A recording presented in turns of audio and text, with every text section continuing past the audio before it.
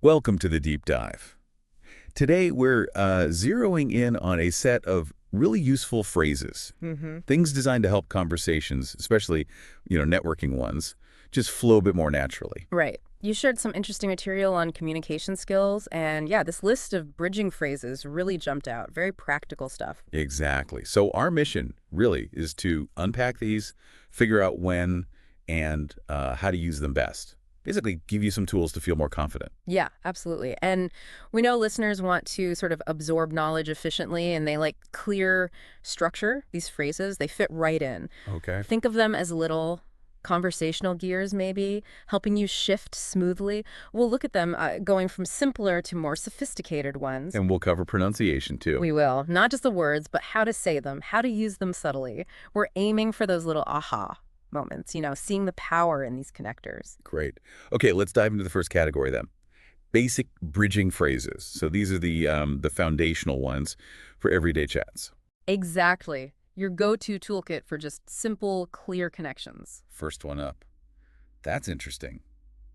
Seems, well, pretty basic. It does, doesn't it? But it's surprisingly useful. It's more than just nodding along, saying, "That's interesting," tells the speaker, "Hey, I heard you and I'm open to hearing more." Ah, okay, so it keeps the door open. Precisely. It acknowledges their point and encourages the conversation to continue.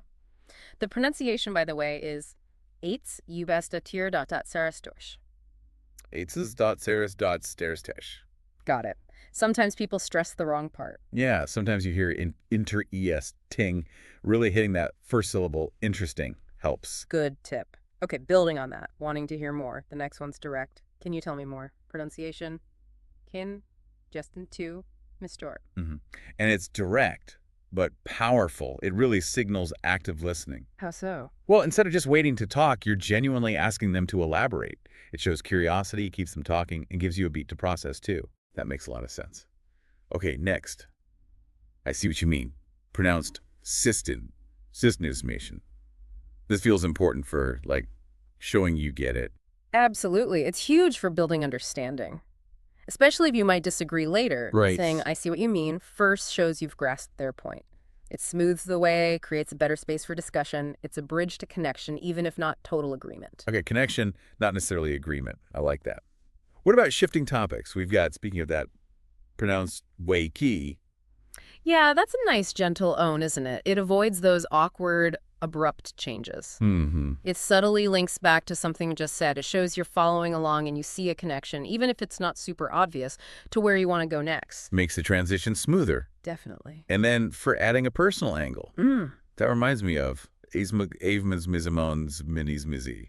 Good for relating, maybe. Totally. Ah. Sharing a quick, relevant story or experience makes things much more engaging. That reminds me of lets you weave that in naturally instead of just dropping something random into the conversation. Connects on a more human level. Okay. But how do we avoid, talking too much ourselves? What about you? Seems key. Pronunciation? W back, just. Oh, it's fundamental, essential, really. Good conversation is a two-way street. Yeah. What about you? Is simple, direct. It turns the focus back, encourages their input, shows you value their perspective, makes it more of an exchange. Good point. Okay, last one of the basic set. Something we probably all need sometimes. Sorry, can you repeat that? Pronounce to it. Can't you just miss a bit? Yep. Polite and functional. Politeness matters, right? Absolutely. Asking for clarification shouldn't feel awkward or demanding. Starting with sorry just softens it. Much better to ask again politely than to guess and get it wrong. Definitely. Now, before we hit the intermediate stuff, the source mentioned a practice tip. Yeah. Saying them slowly, pausing after the first word. That's interesting. Why is that helpful? Yeah, that's a smart technique. That little pause gives you a beat, doesn't it? Lets you mentally prep for the rest of the phrase, focus on getting the words and the rhythm right, kind of breaks it down into smaller chunks. Easier to manage, easier for the listener too. Okay, breaking it down. Makes sense. Right, let's level up to intermediate bridging phrases. These are described as, a bit more polished for work settings? Yeah, exactly. Smoother transitions, maybe a bit more professional language. First one. That's a good point, I'd add. Pronunciation. Edits SOs. Todit. Edit. Seems like a constructive way to jump in. It really is. It does two things well. Validates the other person. That's a good point. Then introduces your idea. So agreement first. Right.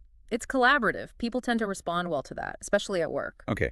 And related to that, maybe even more direct about connecting, to build on what you said, pronounced tas build, just undo. Yes.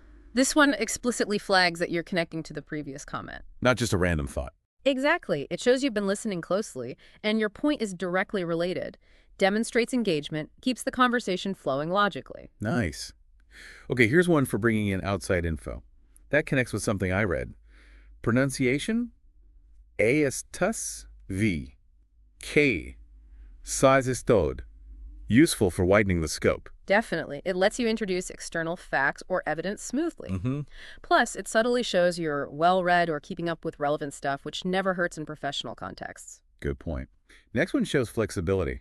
I didn't thought of it that way. Pronounce that if you're. Pronounced this way, it qui conveys openness. Huge amount of openness, and that's really valued, isn't it? Showing you're receptive to new ideas, acknowledging you don't have all the answers. Yeah, it's good for collaboration. Exactly. It signals humility, a willingness to learn. Great for building stronger relationships. Okay, what about making sure everyone's on the same page? If I understand correctly, pronunciation evis, they j stand, d avis stands to stand dot I. Seems like a smart check-in. It really is proactive, like you said, before you react or add your own point, just pausing to confirm. Make sure you got it right. Yeah, it's polite, it's clear, and it prevents misunderstandings down the line. Ensures everyone's working from the same understanding. Okay. And another one for connection. Similarly to the basic level, but maybe more professional. That's similar to my experience. Pronounced AES Easchan that gestern eller, tsp.azp.lr.r. Right. Sharing relevant personal experiences, even brief ones, builds rapport. Even at work. Yeah, absolutely, as long as it's relevant. This phrase lets you share that connection in a way that fits the professional setting, creates that sense of shared understanding. Gotcha. Last intermediate one. May I ask a related question? Pronunciation mate eses kono. Dages ex temes fron. Sounds very polite for shifting gears slightly. It's very graceful, isn't it? It respects the current conversation flow, but clearly signals you want to explore something connected. So it's not a total subject change. No, exactly. It keeps it relevant, but allows for a smooth, logical shift. Very polished. Okay, and the practice tip here was about emphasizing the key word. Like, to build on what you said. Why is that emphasis important? Well, emphasis carries a lot of meaning, doesn't it? Stressing build really highlights your intention. You're adding, expanding. Right. Getting an emphasis right helps make your meaning clearer, more precise. It adds to that professional polish we were talking about. Okay, clear. Right, under the top tier. Advanced bridging phrases. These are described as sophisticated, professional, good for high-level networking. That's the idea. For situations where you want to sound particularly polished and thoughtful. First one sounds quite significant. That raises an important question. Pronunciation. Haze. Haze tut. Cease. Haze tag scissors. Case. Taste. Tate. Tate. Yeah, it's powerful. It signals that you see deeper implications in what was just said. So it elevates the discussion. Exactly. It invites more critical thinking, a deeper analysis, shows you're engaging on a more complex level, and can steer the conversation towards, perhaps, more significant insights. Okay. The next one shows real interest. I'd be curious to hear your thoughts on. Pronounced a beastis jo, pigursi, nisis che, tis tosis dert hiren. I like this one. It's much warmer than just, what do you think? Curious feels genuine. It does. It communicates genuine interest and respect for their specific perspective. Often encourages a more detailed, thoughtful response because they feel valued. And similarly, maybe slightly more direct, what's your perspective on that? Pronunciation, host che, chad erv cheft. Yes, similar goal. Well, what about you is more general. Asking for their perspective often invites more analysis, more of their reasoning. Their unique viewpoint. Precisely. You're asking for their take on it, how they see it. Okay. This next one flags a shift. That brings us to an interesting point. Pronounced adate brace to sessendator third shape sold. Yeah, this is great for highlighting a natural progression in the talk. Makes it feel like the conversation is flowing well. Exactly. It suggests a logical connection and builds a little anticipation, like, okay, we're getting somewhere noteworthy now. Nice. How about interjecting politely? If I could add something here. Pronunciation f fa k ne f tu sashin sien. That, if I could, sounds very considerate. It's crucial, that politeness, especially in groups or maybe with senior people. Right. It acknowledges someone else has the floor, and you're respectfully asking for a moment to contribute. Doesn't sound like you're just barging in. Okay. And for clarifying, but without sounding like you weren't listening, let me rephrase that to be sure I understand. Pronunciation Ellis Fies, F to fuse. Ah, very smooth. This is a really sophisticated way to check understanding. How so? Because you're taking responsibility for the clarity. You rephrase their point in your words and ask for confirmation. It shows active listening and commitment to getting it right without implying they were unclear or you weren't paying attention. Smart. Okay, last advanced phrase encourages going deeper. That's worth exploring further. Have you considered? Pronounced ex duis divis dies dudis desoets all game on you non 17. It is with a reckon and ein more and patting, as you like.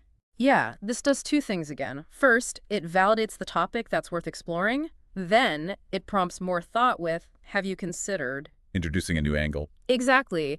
Suggests a new direction or aspect to think about. It deepens the conversation, encourages more engagement. Really good for collaborative brainstorming, too. Okay. And the practice tip for these advanced ones, using intonation for professionalism, like stressing important, and that raises an important question. Right. Intonation, the music of your voice, the rise and fall is huge. How does it add professionalism? Well, thoughtful, varied intonation conveys things like confidence, sincerity, engagement. A flat tone can sound bored or unsure. Ah, I see. With these advanced phrases, modulating your tone effectively really enhances their impact. It signals you're fully engaged and thinking carefully. Makes sense. Okay, before we wrap up, there was that general 3-step practice exercise for all levels. Slow practice, pace practice, and mirror practice. Right. Slow practice for accuracy, getting the stresses right. Pace practice for getting the natural rhythm and speed. And mirror practice. That's recording yourself, listening back. It's invaluable for self-correction, hearing how you actually sound and making adjustments. A really solid, structured approach to nail these phrases. Seems very effective. Okay, so just to recap, we've covered a whole spectrum of these bridging phrases, from the basics for daily chats, The everyday connectors. right up to the more advanced, polished ones for professional networking. The main goal really is to give you, the listener, some practical language tools. Yeah, tools to boost fluency, boost confidence in conversations. And thinking back to the goal of getting knowledge quickly but thoroughly, these phrases are almost like little shortcuts, aren't they? They really are. Shortcuts to smoother, more engaging interactions. They're not just about filling silence. Right. They're active tools for building connections, ensuring understanding, and, guiding the conversation positively. Okay, so here's a final thought to leave everyone with. How might consciously trying just one or two of these phrases in your very next conversation actually change things? Good question. Could it maybe lead to a more interesting discussion? What new connections, what insights might these, small linguistic bridges help you build? Definitely something to mull over and maybe experiment with.